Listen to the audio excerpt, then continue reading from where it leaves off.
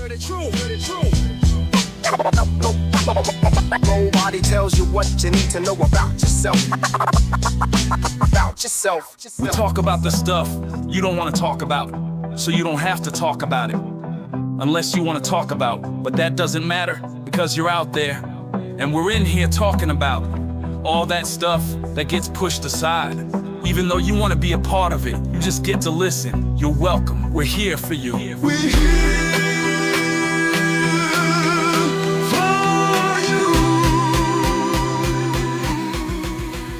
Welcome back to The Dirty Truth, the podcast that pulls no punches, spares no feelings, and dives headfirst into life's messiest situations with all the grace of drunk Uncle Jim at a wedding. Successfully coming into its third episode, which they are calling Sharing Our Expertise in the Pull-Out Game. Hosted by the dangerously charismatic Max Flatley and a guy named Chaz Clarington, this dynamic duo is here to guide you through the awkward conversations, bad dates, and social disasters you've barely survived. Prepare for unhinged chaos, outrageous advice, and the kind of humor your mom disapproves of. So, buckle up. It's probably going to get real weird. All right, what's up, BCT family? This is Max Flatley, here with my boy Chaz Clarington.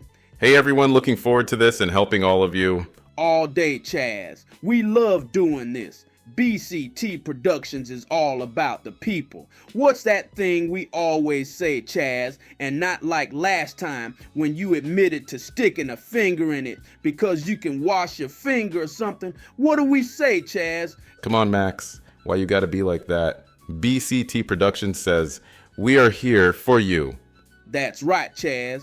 The BCT family is always here for you. So like us, subscribe, and let us be here for you 24/7. Thanks for supporting us with your subscribing. We know how hard it is for people to press that button. Now let's face it, life isn't some magical fairy tale with happy endings and smooth rides. It's more like an amusement park where all the rides are broken, the popcorn stale, and someone just vomited. And you were standing in the splash zone like you were at SeaWorld. Oh, absolutely. Life's not about thriving, it's about surviving. It's like a never-ending obstacle course where the obstacles are results of your terrible decisions, other people's terrible decisions, and that one guy who always clogs the office toilet, but you can never catch him brown-handed. And here's the thing, nobody's prepared for it. You can go to school, get a degree, learn about taxes and other things that don't matter, but there's no class on how to gracefully escape a conversation with someone who just started telling you about their weird foot fetish that they believe somehow qualifies them for benefits under the Americans with Disabilities Act. Bro, that's the thing. You think you're ready for adulthood, but then you're standing at a party with a warm beer in your hand, nodding along while someone explains their vision board for building their downline in the multi-level marketing scheme they just joined in Wyoming. That's correct. Yes, and you're trapped. You're looking around for an escape route, like you're in a hostage situation. Do you fake a phone call, pretend you saw someone you know, or do you just launch the beer at the wall while yelling, "I can't do this"? I usually go with the accidental spill move. Just pour half your drink on yourself and say, "Damn, gotta go clean this up." Works like a charm, unless someone tries to follow you to the bathroom to help. And that's what we're here for, folks, to teach you how to navigate life's messiest situations without ending up as the star of someone else's group chat. Because let's face it, everyone loves a good mess, as long as it's not their own. We all love to watch others suffering, but we cannot stand to suffer ourselves. This is called life. Let's talk about the worst offenders. Awkward conversations. Chaz, you ever get stuck talking to someone who doesn't understand the concept of personal space? Like they're so close, you can smell their toothpaste, or the fact that they didn't use any. Oh, I've been there. And the conversation is always about something wildly inappropriate, like, hey, did you know I almost died last week from a botched skin tag removal procedure? No, Greg, I did not need to know that. Or the person who overshares for no reason. So my ex blocked me on everything after I keyed their car, but it wasn't my fault. And now you're standing there like, what the hell am I supposed to do with that? Dude, I had a guy once start talking about how his cat is his spiritual soulmate. I swear, he pulled out a slideshow on his phone of their bonding moments, which included a photo of him and the cat meditating. Have you ever seen a cat do a downward dog? What's the move in that situation? Like, do you fake interest and hope it ends? Or just quick hit it out the door and leave behind whatever dignity you may have saved up to that point? Fake interest? Hell no. My go-to move is to suddenly act like I just remembered a major emergency. Oh man, I left my oven on and it's probably getting too hot for my nephew. He's months old and I put him in there so I didn't have to hear the crying. Totally slipped my mind. Works every time, even if I'm at a beach. Solid. But let's talk about the next level of messy situations, which naturally are family gatherings. You ever go to a holiday dinner and realize 5 minutes in that it's just an ambush disguised as a meal? Grandma sent you a cryptic invite text with exact proper grammar, which turned out to be filled with empty promises. Oh, for sure. And there's always someone saying, let's go around the table and share what we're thankful for. And now you're scrambling to come up with something that won't make you sound like a sociopath. Dude, last year I panicked and said I was thankful for Wi-Fi. My mom was so disappointed. I swear she aged 5 years right there at the table. But you know what? It was honest. It was real. It was raw. Why should I have to be ashamed of what I'm truly thankful for? You know what a better question is? What are you not thankful for? Answer, being here at this family dinner, Mom. That's nothing. I once said I was thankful that my cousin didn't come this year. Guess what? He was sitting behind me the whole time. Chaz, that's not messy. That's a dumpster fire of truth. If they don't want your answer, then they shouldn't ask. But hey, that's what we're here for. To help people avoid turning their lives into flaming garbage piles of awkwardness and poor timing. So here's the deal, folks. Life's messy, and there's no way around it. But with a little creativity and a lot of audacity, you can learn how to pull out before things go completely to hell. Knowing when to pull out will save you a lifetime of responsibility. Think of us as your escape plan for life. We don't have degrees, we don't have qualifications, but we've got years of experience making bad decisions and getting away with it. You don't learn how to ruin your life in a classroom. You get a degree to ensure you go far into debt so that when you do tank your life, you have already taken the proper care in magnifying it. And look, we're not here to judge you. We've all been there, trapped in a conversation you didn't sign up for, stuck on a date with someone who won't stop talking about their collection of rare, whatever the hell they think is important and interesting, but is in fact neither of those two things. Or worse, at a wedding where the DJ keeps playing Cotton Eye Joe and the open bar runs out of whiskey.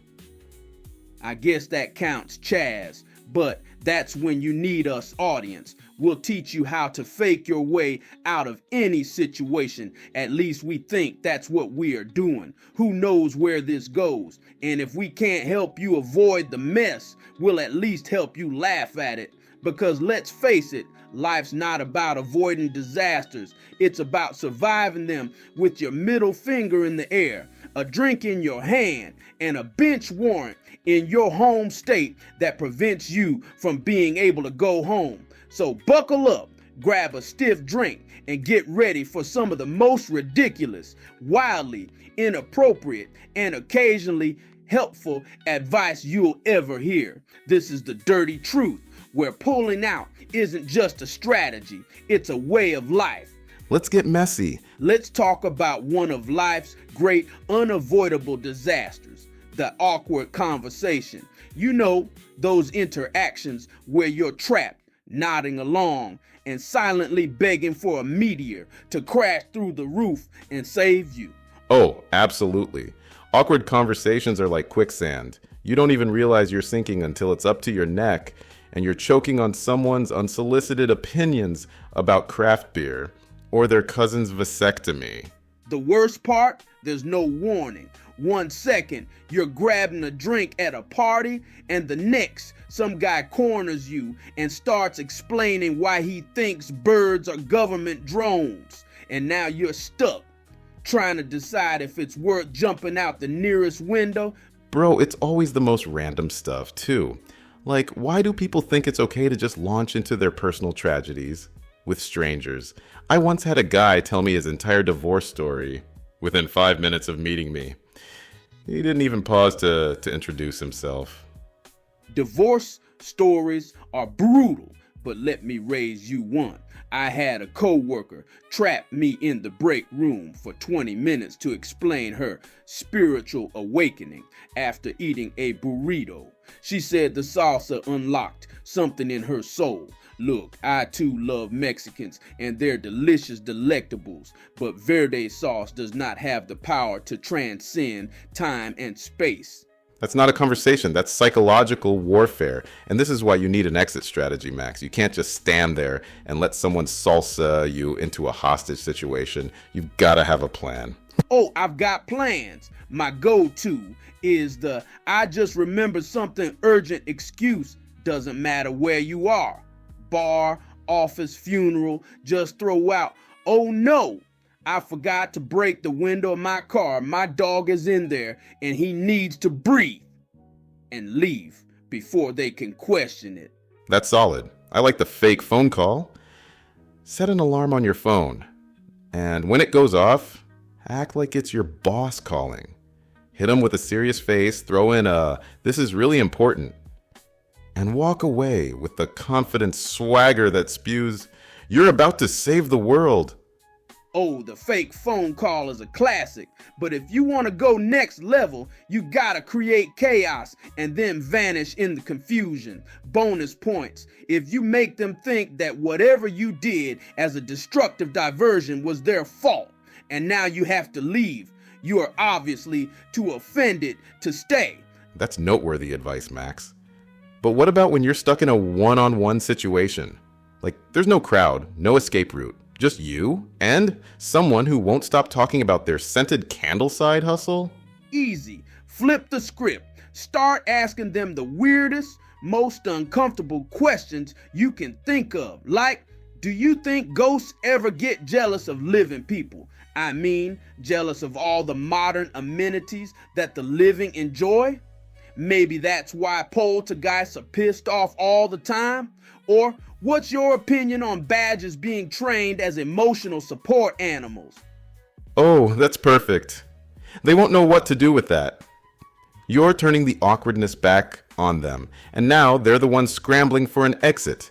It's like conversational jujitsu, and you are the sensei. Exactly. Another move? Hit them with a compliment so bizarre they have to leave to process it.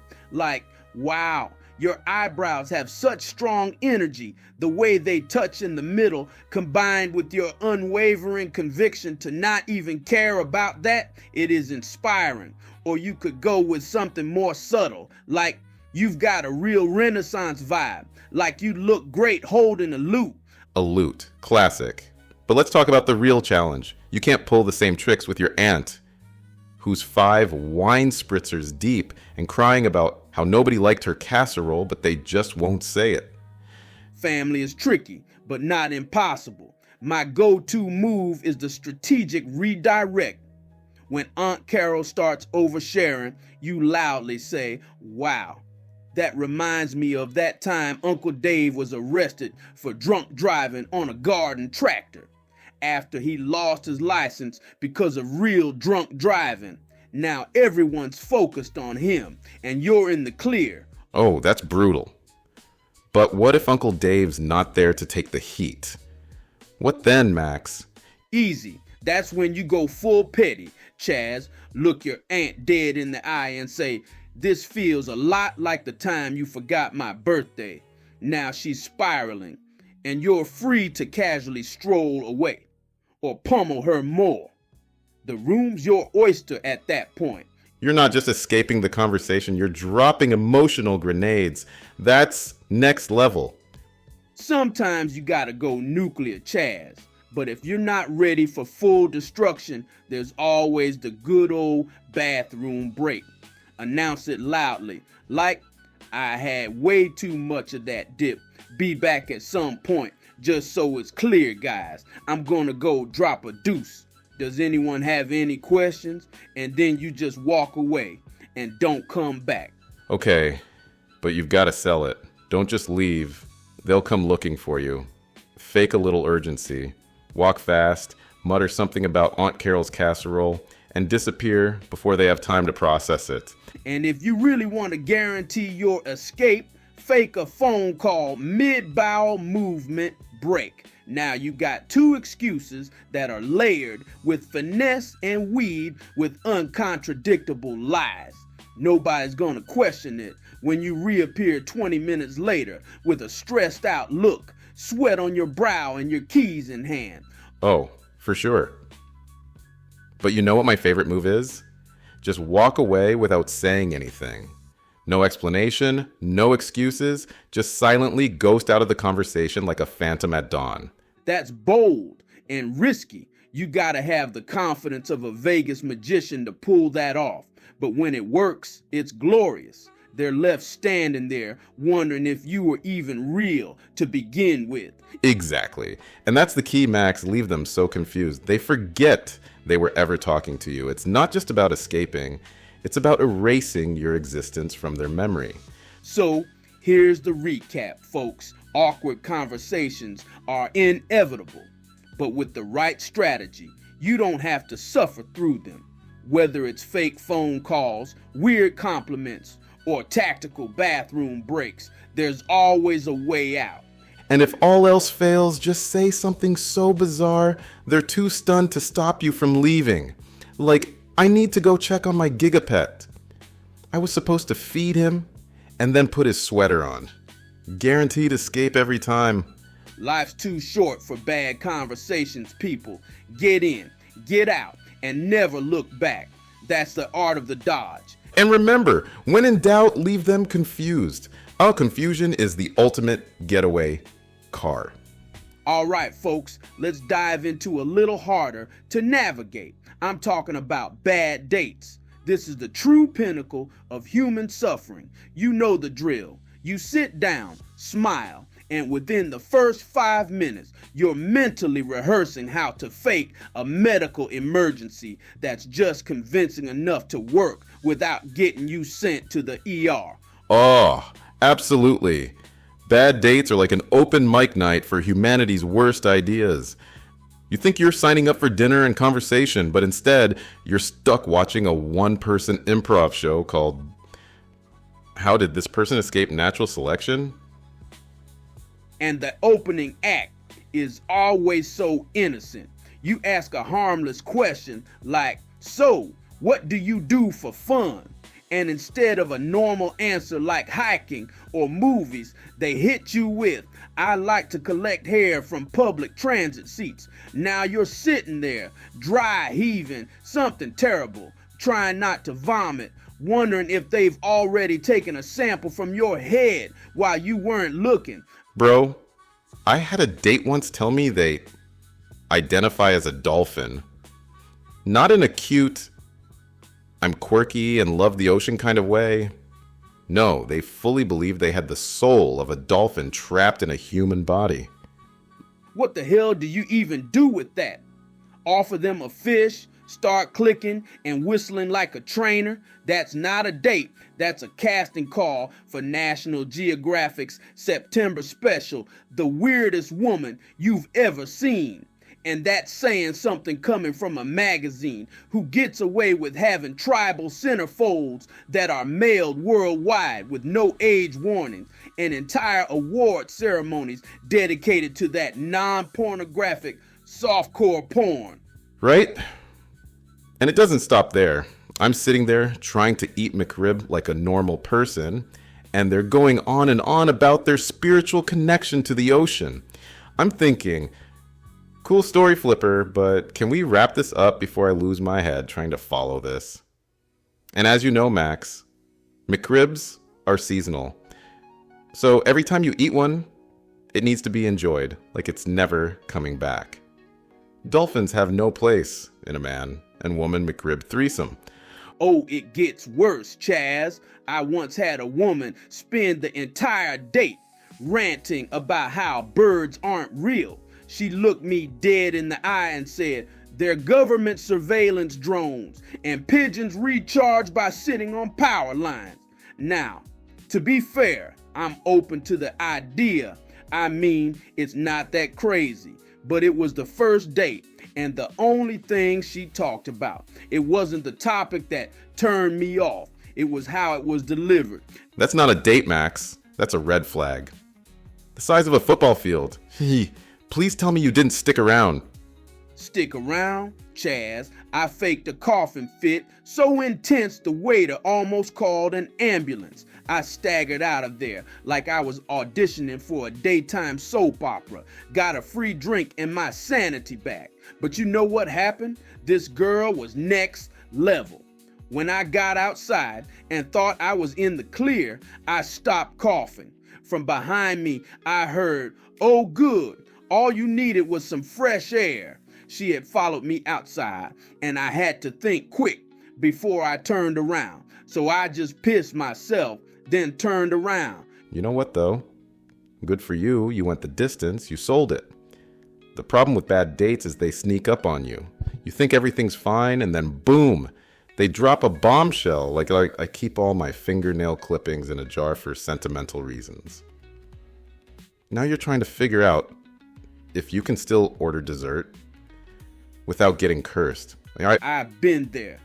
I once had a woman tell me she refuses to eat anything with eyes. No meat, no shrimp, not even potatoes if they sprouted. She said it was a moral thing.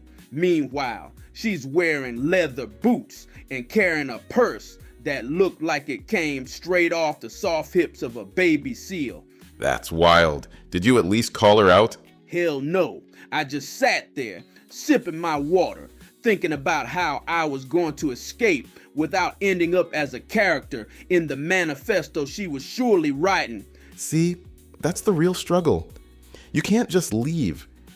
You've got to plan your exit like a prison break. You ever go on a date where you spent more time planning your escape route than listening to what they were saying? Every time, Chaz. I once went on a blind date where the girl couldn't stop talking about her collection of erotic porcelain figurines. By the time the appetizers arrived, I'd already mapped out the closest fire exits and started drafting a fake text from my sick grandma. Erotic porcelain figurines? Is that even a real thing? Max, that's not a date. That's an opening scene to an episode of CSI. Did you at least get free breadsticks? Come on, Chaz, you know better than to ask me that. Of course I did. But breadsticks weren't enough to keep me there. I got up halfway through her story about polishing techniques and pretended to get a phone call about a work emergency. I walked out so fast I'm pretty sure I left a cartoon dust cloud behind. And your previous question was a valid one. Are erotic porcelain figurines real? I thought the same thing. After driving a safe 4 blocks away, I Googled that. You can have some nasty tiny porcelain sex icon for $20 from AliExpress in 14 to 76 days. Well, how many of them did you buy? 33. And I hate myself for it. I just can't stop looking at them. You know what's even worse? The sneaky bad dates. You know, the ones where they seem normal at first, but then they say something like, "I don't believe in clouds." Now you're sitting there questioning what just happened and wondering if you accidentally wandered into a cult recruitment dinner. Oh, I've been there. I had one woman tell me she didn't believe in sleep, said it was a scam invented by mattress companies. I spent the rest of the date wondering if I should be impressed or afraid for my life. Also, if she wasn't sleeping, what was she doing all night? I was conflicted because that much extra time would be amazing to get stuff done, but nothing you do at night is good. That's a tough call. Did you at least make it to the end? Nope. I faked a sneeze so violent it triggered my allergies, and I had to go home immediately. I was out of there faster than she could say. Big sleep is controlling us all.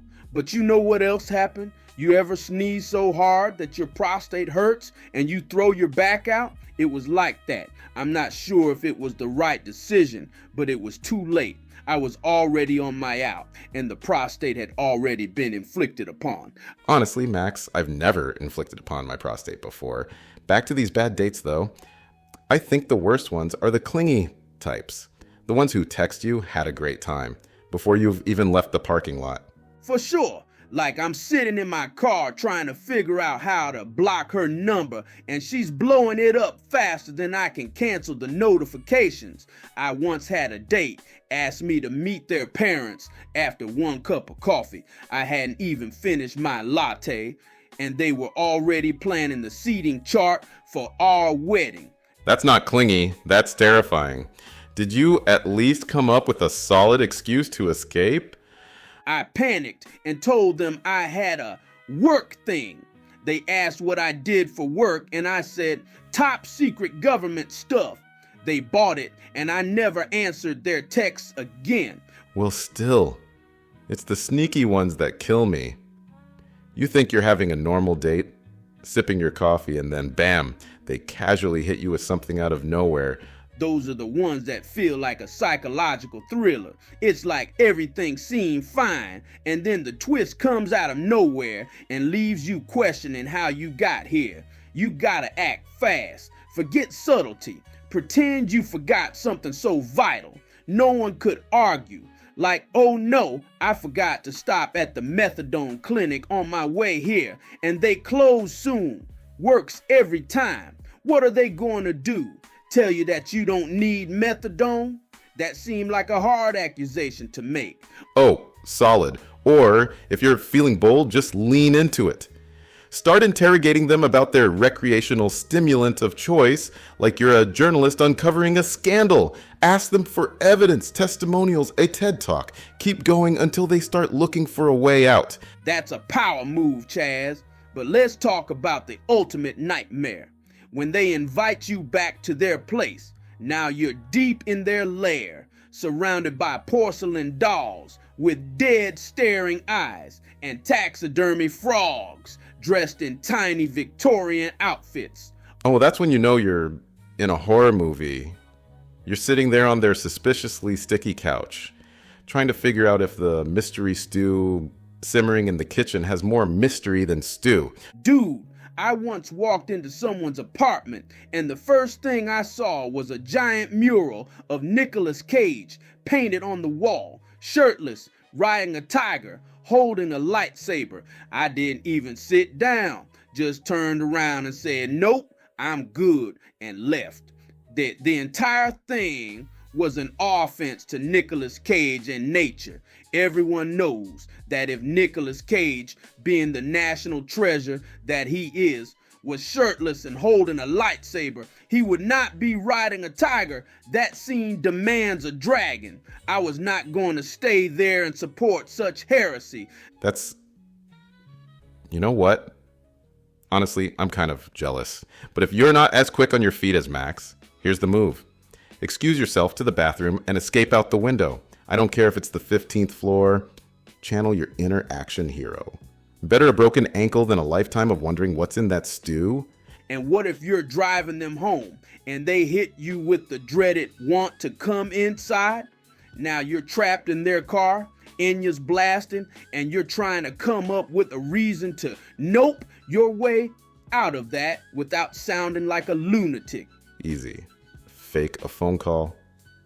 Say something dramatic like, "No, the mission starts in 15 minutes. I'll be there." Then peel out of their driveway like you've just been called to save the president.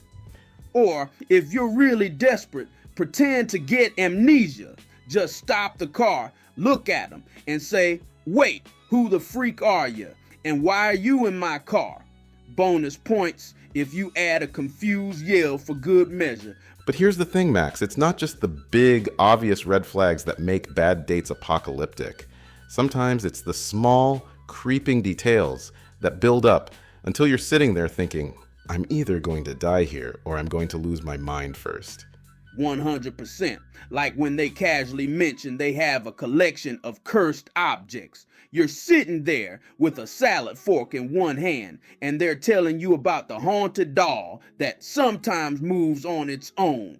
Dude, I had a date once who brought their own utensils to the restaurant because, and I quote, "I don't trust shared cutlery." Then they unwrapped a spoon that looked like it had been stolen from a medieval torture device. That's not a date. That's an episode of Ancient Aliens. But hey, you've got to admire their dedication. I just start matching their energy. "Oh, you don't trust cutlery? That's wild. I don't trust chairs, so you're gonna need to stand through dinner." See, that's the thing. You've got to lean into the chaos sometimes. I once had a date who asked if I believed in fairies. Within the first 10 minutes, I doubled down and said, "Only the angry ones. They make better conversation." By the end of the night, they thought I was their soulmate. Chaz, that's messed up and brilliant. But what about the ones that start bad and just keep spiraling? Like the kind where you're stuck listening to someone explain their 5-year plan to become a professional yo-yo influencer. That would be ridiculous because I know I could achieve that in 3 years or less. Oh, those are rough. My move is to start playing with their logic. Yo-yos are cool, but have you ever considered the untapped potential of flower sticks? They had a start in the 90s, were forgotten about after 9/11. Keep at it until they get annoyed and change the subject or leave. And if all else fails, just start making noises. Not words, noises. Grunts, hums, random sounds. It'll throw them off so hard they won't know how to continue. If they ask what you're doing, say, "It's a mindfulness exercise. Gotta keep myself ready at all times. For anything." All right, Max, what about the dates that turn into straight up crime scenes?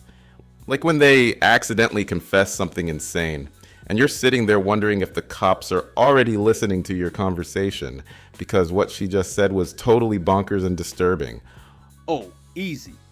If they say anything even remotely sketchy, you need to take control of the situation. Start asking overly specific follow-ups. When you say undisclosed incident, are we talking grand larceny or just mild arson? Bold move, but you might get more than you bargained for. I once asked someone about their biggest mistake, and they casually said, "Probably the time I helped my cousin bury a car battery in the woods." I don't even know if that's illegal. But it doesn't matter because 1, who the hell buries a car battery in the woods? And 2, who the hell would need help to bury a car battery in the woods? That is a one-man job for sure. Did you call the cops? No, Max. I said, "I have to leave before you implicate me in something," and walked out without looking back. And that's the key, folks. Bad dates aren't just about survival. They're about knowing when to run. Don't try to fix them. Don't try to see it through. Just get out and never look back. Also, when you do, hold yourself in high regard for seeing that they are totally the problem, not you. Or do what I do. Leave them so confused, they won't even remember you were there. This has been great, but I've got to go consult my tarot cards before I make any big decisions. And I can see that all of this right here is going to need some extra tarot love to decide. And remember, if you're stuck on a bad date after listening to this, Don't wait for it to get better. Pull the ripcord, make an exit, and enjoy the freedom of never seeing them again. Let's talk about a tactic that you need to master: the stealth ghost. And you know what? The stealth ghost isn't just a tactic, it's an art form. It's the social equivalent of slipping out the back door while everyone's looking at the fireworks. It's subtle, smooth, and when done right, absolutely legendary. Absolutely. The stealth ghost isn't just about leaving. It's about leaving like a mystery. You don't just walk out. You vanish so cleanly that people aren't even sure you were there in the first place.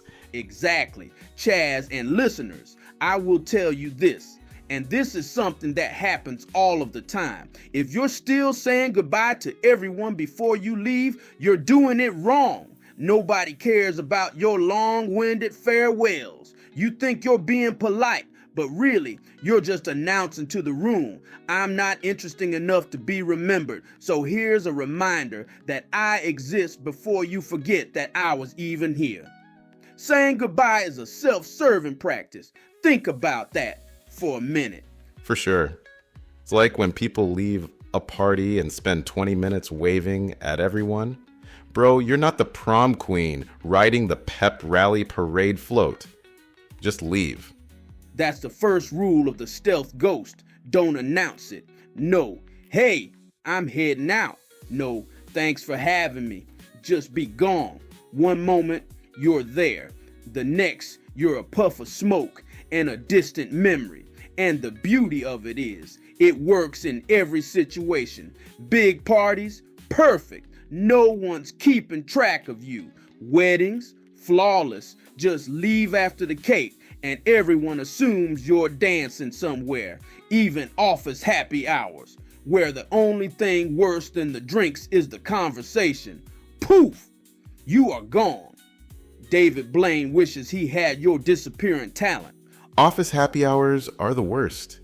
You've got Brad from HR telling the same story about his epic ski trip for the 4th time, and Karen trying to sell you essential oils. That's not a party, that's a prison exercise situation. And that's why you need the stealth ghost, Chaz. You don't survive those events, you escape them. The trick is to blend in before you bounce. Walk around with the drink in your hand, nodding at conversations like you're deeply invested. Drop a "that's so interesting" or a "wow, I never thought about it like that" every now and then. Then, when nobody's looking, alakazam, you're gone. And the best part? Nobody notices. Hours later, someone's like, "Where's Max?" And someone else goes, "I think he went to the bathroom." Meanwhile, you're at home in sweatpants, eating pizza and watching something terrible on Netflix, wishing you had paid for Hulu instead. But timing, Chaz, timing is everything. Leave too early and people notice. Leave too late and you're stuck. The sweet spot, right after dessert, but before someone busts out a guitar. Trust me, the second you hear someone say, "Let's do Wonderwall," it's already too late, and your chance to champagne supernova that situation by slowly walking down the hall on your way out came and went. Oh, that's brutal. And honestly, I love Oasis, and they are about to slaughter it. But what's worse, in a gross display of cliche, they start a group game. If you hear someone say, "Who wants to play charades?" and you're still there, congratulations, you've failed the timing, and now you just need to remember the situation and try to learn from it. Failed miserably, Chaz. At that point, you're not just a guest, you're a solidified inmate. You're one bad mime performance away from being labeled a great charades participant, which means that in the future, they will seek you out before announcing it. It's a future trap. That's why the stealth ghost is critical, and you need to take it seriously. You want to be known as the charades guy in the office for the rest of your career? Look, everyone, here comes Thomas, king of charades. Does that sound like it's crazy? Fine, test the limits and see what happens. Totally. And like every tactic we talk about here, you've got to sell that hard. If anyone catches you mid-escape and says, "Leaving already?" you need a line so vague and compelling that they'll never question you. Something like, "I'll be right back. I'm fairly certain I saw a raccoon near the snack table. You stay here where it's safe and I'll check it out." What if it has rabies? Maybe you should go into the other room and be sure to tell no one. We don't want to cause a panic. A rabid raccoon, Chaz, that's great. And don't forget, Chaz, you can stick a finger in it. Because like you said last episode, you can always wash a finger. Max, I slipped up and you keep bringing it up. Damn right I do, Chaz, because it is a perfect example of something that, when done wrong, haunts you forever. That's our point. Messing up the stealth ghost tactic will haunt you forever, and that is worse than being reminded of the dumbest thing you have said to this point in front of a listening and devoted audience. I move on with my stealth ghost thought, though, and here's where people screw up. Big time. They overthink it.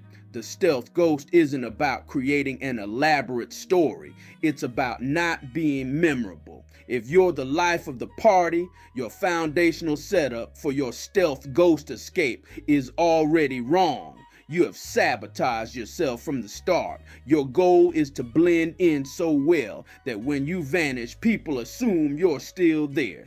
Totally. You don't want to be the person in the loud, desperate cry for attention, Hawaiian shirt juggling margaritas.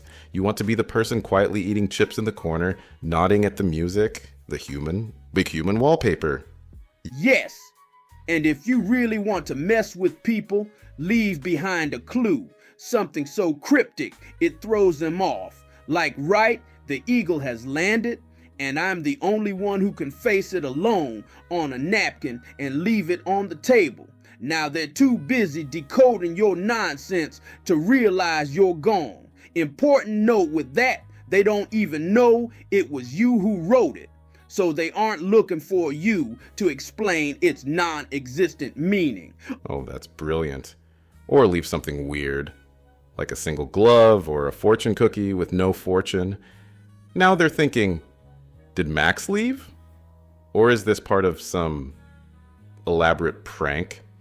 And if anyone texts you later asking where you went, just gaslight them. Say, I was there the whole time. Weird you didn't see me. I had a suspicion that you only noticed me when it serves your self-serving purposes, and you have just confirmed it. Now they're questioning their own memory and feeling bad for how they have treated you, not knowing if they have actually treated you that way. But let's talk about the worst case scenario. You're halfway to the door and someone spots you. They hit you with the locked and loaded, "Leaving already?"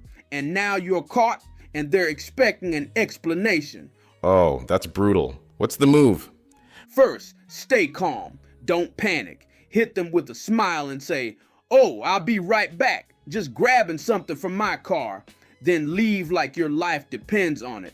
Solid. And if they follow up later, just double down. "Oh yeah, I went back inside, but you must have been busy. Did you see that thing with the balloons? Wild, right?" Or if you're feeling bold, turn it back on them. Say, "Oh, I thought you left first." Now they're the confused ones, and you're free. That's the stealth ghost, folks. It's not a way to leave, it's a formula for disappearing. When done right, it's like you were never there. Remember, it's not about whether you leave, it's about how you leave. Because you are absolutely going to leave. Make it smooth, make it subtle, and if all else fails, make it so confusing that nobody even remembers you were at the party. Exactly. You're not just leaving, you're creating a legend.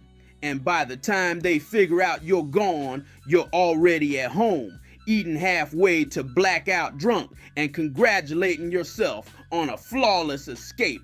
Agreed. The goal isn't just to leave unnoticed, it's to leave untraceable. And the beauty of it is, like I said before, it works in any situation. Big parties, no one's keeping tabs on you. Networking events, perfect. They'll just assume you're shaking hands with someone more important, even family gatherings. I've pulled stealth ghosts at Thanksgiving dinners, Chaz. Thanksgiving dinners. Wait, what? You ghosted a family holiday? Oh, absolutely. My aunt cornered me with one of those, "So when are you settling down?" speeches. I nodded along, said something vague like, "Soon, Aunt Linda," and then casually walked into the kitchen. 10 minutes later, I was driving home, eating a slice of pumpkin pie and smoking that victory cigar I keep in my car as a celebratory trophy for when I successfully pull off a grand escape. Man, I love pumpkin pie, and now I want some. That does sound good, and that story as well. That's next level. Did anyone notice you left? Not until the next morning, when my cousin texted me like, "Bro, did you die? Or did you just decide to leave halfway through Grandpa's receiving the Medal of Honor as a result of his heroism during World War II story?" And what did you say? I just said, both. But Chaz, let's face it, sometimes you can't escape. You're stuck, trapped, cemented in place like a garden gnome at a yard sale. No stealth ghost, no airtight excuse. Just you and the social event from hell. Oh, absolutely. There are some situations where the walls close in and you realize, this is my life now. I live here. Like when your mom guilt trips you into staying at a family dinner because we never do this anymore. Meanwhile, you're dodging a political debate between your uncle and your cousin over who respects the flag more. Or worse, when someone at the table says, "Let's go around and share what we're grateful for." Why do we have to always talk about what we are grateful for? I'm still going to use Wi-Fi every time. Recycling the same answer as last family dinner? Don't you have anything new to share? No. And it's always the people who make you stay who end up being the problem. Like, "Oh, this event means so much to me. I'm so glad you're here." Now you're locked in by the sheer force of their sentimentality. Bro, that's a deep cut when someone says it wouldn't be the same without you. You know what that means? That means they're watching you. You're now the emotional support guest. You leave, and the whole vibe collapses. But here's the thing, Chaz, just because you're stuck doesn't mean you have to suffer. You gotta survive the carnage. First move, turn it into a game. Oh, I love that. Like, start tallying how many times someone says, "Well, actually," or count how many people savagely bring up CrossFit, unprovoked and unwantedly. Exactly. Or play mental bingo. Overbearing host talks about their trip to who cares where they went. Check. Someone says, "I don't watch TV, I only read." Double check. By the time you filled out your card, it's practically fun. Or you just zone out entirely. Start mentally replaying the plot of Shrek 2. Trust me, that movie is a masterpiece. By the time you get to the "I need a hero" scene, you're actually having a good time. Yeah, that's a good idea. Shrek 2 is amazing. Or you can invent backstories for the people at the event. Like, I bet that guy used to be in a ska band and now he runs an elite underground sock puppet fight club. It's not about what's happening, it's about what you pretend is happening. But let's be real and give back some positives. Because it's okay to make the best of a terrible situation. Sometimes staying is worth it for the chaos. Like when things start to fall apart and you're just there for the show or to help fan the flames of insanity. I agree. If the event turns into a train wreck, staying is no longer a burden, it's entertainment. The drunk cousin knocking over stuff and embarrassing his mom beyond future reconciliation, worth it. The bride yelling at the DJ because he played Sandstorm by Darude during the first dance, perfect memories. And let's not forget the best part, roasting it all in the group chat later. OMG. Aunt Cheryl tried to do the worm and sprained her ankle. But the party. Or live text updates. You're not just enduring, you're documenting. You're basically a war correspondent for bad parties. All right, Max, let's talk about the rare upside to staying. Free stuff. If there's free alcohol, you ride that train until the wheels fall off. Oh, absolutely. You don't leave until the good stuff runs out. Once they switch to boxed wine and off-brand vodka, then you can implement your already planned out exit strategy. Because remember, as soon as you walked in there, you began formulating your escape. That was key to going, and you can't forget that. And if the food is good, that's a whole other reason to stick around. You've got a charcuterie board with prosciutto and brie. I'm staying until the crackers run out. Sometimes you gotta weigh the pain of staying against the perks. Is the DJ terrible? Yes. Is there a chocolate fountain? Also yes. You gotta make the tough calls on a case-by-case basis. Making the most of the disaster is always an option, but should be reserved. Right? Because at the end of the day, every terrible event is just another story you'll laugh about later. Bro, I stayed at a party once, just because a couple was whisper arguing in the corner. The guy kept saying, "We'll talk about this in the car." And she kept replying, "No, let's talk about it now." I didn't leave until they did.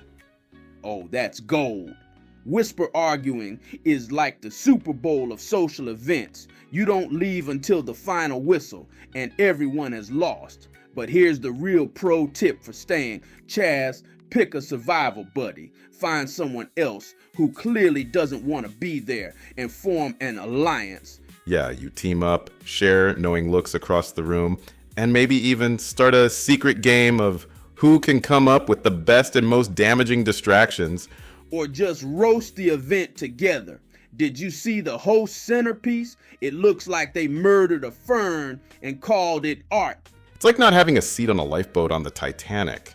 You're both going down, but at least you've got someone to laugh with while it happens. And if you're lucky, your survival buddy will be just bold enough to start stirring the pot. Like, do you think this DJ knows any songs made after 2008? Now you've got chaos brewing, and the night's actually fun. So here's the takeaway, folks. If you're stuck, make it worth your while. Play the games, watch the drama, and stay long enough to enjoy the chaos. Exactly. And when you finally do leave, make sure you've got enough material to roast the night in the group chat for weeks. Because if you're gonna suffer through a bad event, the least you can do is turn it into content. All right, folks, we've laughed, we've cringed, and we've shared some truly unhinged strategies for surviving life's messiest situations. But before we wrap this up, let's review the chaos we've covered today. Oh, absolutely. We've given you the tools to dodge awkward conversations, escape bad dates, ghost social events like a pro, and even survive the kind of family dinners that make you wonder about your genetic lineage, and if you should perpetuate it by having your own kids. Right? Awkward conversations. We taught you to dodge those like a ninja at a knife throwing convention. Someone starts oversharing about their bunions or their gluten-free dog. You're out of there faster than a Black Friday shopper in the electronics aisle. And bad dates? Forget suffering through those. If they start talking about their toe collection or why pigeons are government spies, you don't stick around to hear the second verse. You leave, you stand up, making full eye contact, and you walk out. Exactly. Social events ghost harder than your dad did to your family in the 90s. By the time they realize you're gone, you're already at home, Googling whether or not squirrels can feel jealousy. All right, Max, let's give them some final advice. If you had to sum up everything we've talked about today in one line, what would it be? One line? Easy. Life's a messy carnival, and half the fun is figuring out how to survive without getting puked on by the clown next to you. Oh, that's good. And what about for the people who don't want to pull out? The ones who are stuck in the chaos and have no choice but to ride it out? For those brave souls, 2 words: own it. If you can't leave, make the mess your stage. Be the star of the disaster. If the ship's going down, at least go down swinging with a drink in your hand and a smile on your face. Exactly. Life's too short to be boring. If you're stuck in the mess, make it memorable. And there you have it, folks. We've armed you with the tactics, the excuses, and the chaos theory strategies to survive anything life throws your way. Awkward conversations, bad dates, nightmare weddings, you name it, we've covered it. And if you can't survive, at least go down with style. Remember, folks, the goal isn't just to avoid the mess, it's to make sure you're the one with the best story afterward. Damn right. So here's to pulling out, ghosting hard, and surviving the carnival of chaos we call life. And if all else fails, fake the heart attack. Always fake the heart attack. You're welcome, folks. See you next time on The Dirty Truth. And remember, if life's a mess, you can always make it worse. Thanks for being here. Remember to like and subscribe if you got something out of this.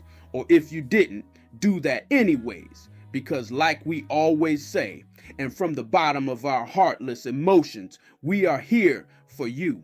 Allow us into your life. Join the dysfunctional BCT Productions family and let us make good on our being here. For you promise. Peace out. B words.